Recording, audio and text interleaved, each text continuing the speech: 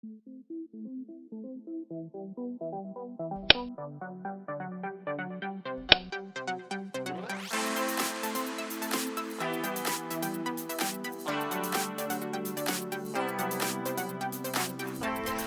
I'm Nicole Hollowell with WiltonLive.com. Today we're here for a special screening of the Panzi invasion documentary benefiting the Stonewall National Museum and Archives. This film chronicles the politics and fabulousness of 40 years of drag protests and the celebration taking place on New York's Fire Island every July 4th. We're going to speak with the director and Panzi herself.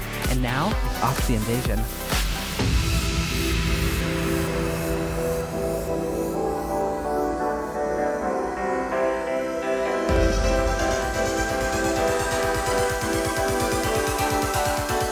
Hi, we're here with Parker Sargent, director of the Panzi invasion, and I am so curious to ask you a couple questions today. How are you, gorgeous? I'm fabulous. How are you doing?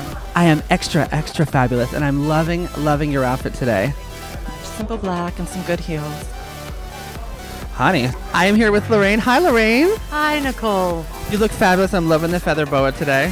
In case you're not familiar or you haven't seen the film yet, Lorraine is partner to the fabulous Scarlett O, who is our 1994 homecoming winner. My wife, Queen Scarlett O, was one of the shocks of a lifetime. She is the only female to be crowned homecoming queen in Cherry Grove. She led us royally. She was fabulous. How do my boobs look? Fabulous. I'm here with 2001 homecoming queen and the fabulously gorgeous China. Hi, China. Hi, how are you? I am so fabulous, but clearly not as fabulous as you are right now. Thank you. I try my best, and I've been doing it for about 40 years. 40 years. Yeah. So in the midst of the crowd of these people who are absolutely amazed by all the photos around us, I happen to run into this gorgeous lady, Miss Scarlett O. Hi, Nicole. It's a wonderful time to be here today. It's wonderful. Can I just say that not only do you look so fabulous, but I feel super underdressed now. Oh, you shouldn't. This is just a simple drag outfit. Simple as in just a casual stroll through the grocery store? Absolutely. Definitely. We're here with Panzi herself, a.k.a. Tom Hansen. Hi. Hi, Nikki. How are you? I am so fabulous today, but not as fabulous as you are. I'm loving the whole look today. You look fantastic. Are you happy to see all these people turn out to see this amazing film? It's incredible. I'm really surprised. And I see a lot of old friends that moved down here years ago that I haven't seen. It's really exciting. When you pioneered this invasion 40 years ago, did you still think it would be happening today? I didn't think it would be happening the next year, never mind today. You know, it was one of those spontaneous moments where you just do something. We used to call it panzimonium. Whenever we decided to do something crazy, we'd say, all right, that's what it was. So we just did it and forgot about it until the next year. It's been a wonderful process. We came to the invasion for a day of fun, just to be ourselves, to be able to go and frolic on the beach in bikinis and not be judged by people. And it wound up becoming this amazing experience that has changed my life. And that's my inspiration. As you may have heard, Terry Warren had gone to the Pines and went and sat down in a bar and asked to be served. And they said quite nicely, "We're sorry, we can't serve you. This is a family community." So he went home to his friends, Panzi and Troop, and said, they wouldn't serve me. And they said, really? What do you think people will take away from this film, especially the younger generation after seeing it? Well, I hope people see the homophobia in our own community, because that's the underlying theme of the invasion that I don't want people to ever forget, is that we were our own worst enemy. And this was to a member of the transgender community, Terry Warren. Now, certainly the terminology was much different back then. We didn't say transgender, but Terry was transgender. And Cherry Grove got on the water taxi, went out into the harbor, into the bay, and then came up on the Pines, beeping the horn, waving, screaming in their boas and all of their pickup drag for a hurry. And they said, "Why are you here?" And she said, "The Queen is here to bless the harbor." And they've been blessing the harbor ever since. What made you want to become a homecoming queen? I had a dear friend who used to dress me up, and he loved doing that, and he passed away, and I said in honor of my friend, I'm going to go out and be a drag queen and become the homecoming queen. And I never wore the same outfit twice because I was blessed to have wonderful gay men behind me. Do you still have the dress? Yes, I do. I do have the red dress. I thought I kept stuff in my wardrobe for long, but that's ridiculous. Are you going back this year? Oh, absolutely, yeah. And I keep thinking, well, maybe this is the last one. But something seems to keep me going back. I was going to say, from the looks of it, you don't look like you're stopping anytime soon. No, I guess not. 300 drag queens on one boat, and we had an entire band and choir on the other ferry following them in. Panzi is our leader.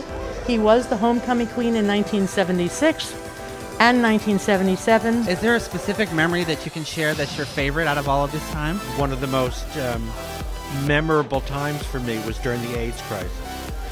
And when we were all living life a day at a time and enjoying life. And everybody came on the invasion, whether they were HIV positive or not, people with Kaposi sarcoma. Everybody just loved everybody, and we were there celebrating the day without anything else. So I have to say, as serious as all that is on a day of fun, that's what I remember most. I got to kind of saunter out of the closet in the 90s. These people in the 70s were not allowed to dance with each other in a club. You had to have a woman in the middle so you didn't get arrested. And that's pretty phenomenal. The young generation today really don't have to make a point. I think they're very androgynous. I think we have paved the way for them. I think we've done a lot for them. They can be whoever they want to be, wherever they are at the moment. And I think that it's all of us older folks who have paved the way for them, and I'm thrilled for them. Life should be a lot easier. But there's still a lot of prejudice, especially against the transgender community, because so many people out there don't understand. And they don't even want to understand. It's just different. I don't work for a movie company. I didn't have a ton of money. I cared. And I made a story. And that's really important because, you know, we all have an iPad. We all have phones. We all can do this on our own. If you care about something, go.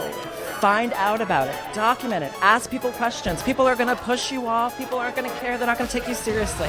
When I ran around looking like this, people thought, oh, sure, you're going to make a movie.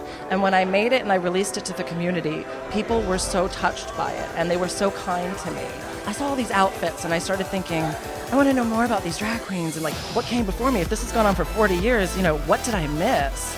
And so that's kind of what inspired me, but then I found out the political roots of it and just how much work people like Panzi and Lynn Hutton and Rose Levine were doing in the 70s to make it possible for me to walk around like this and do it with pride and say, I have a place here. So that was a big inspiration.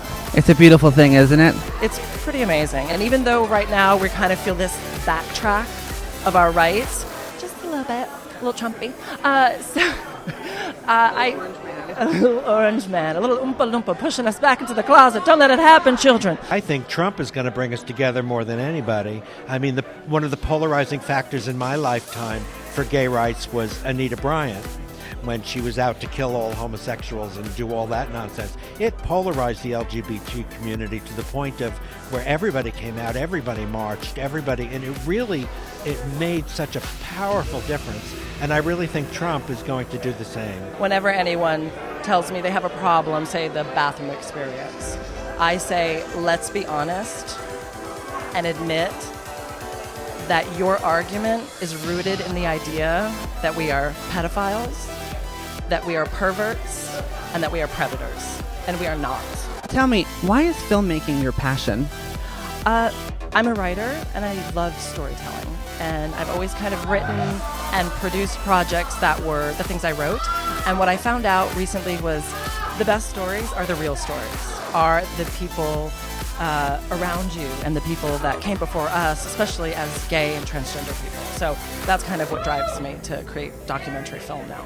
Such an inspiration to me, and I hope that when I get to be, I'm not going to say the age, that I am absolutely as fabulous and breathtaking as you are. Thank you so much. I appreciate you talking with me today. I need a hug. He's wonderful. Give a quick wave to our cameraman here.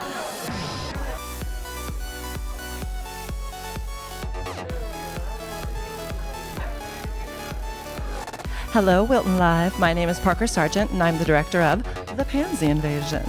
It's a movie about drag, 40 years of history of activism and equality. If you're not here to watch it, you missed out. The day of forgetting who you are and just letting loose and just having fun through high camp. Where are you going today, Ann? To the Pines, darling. Why?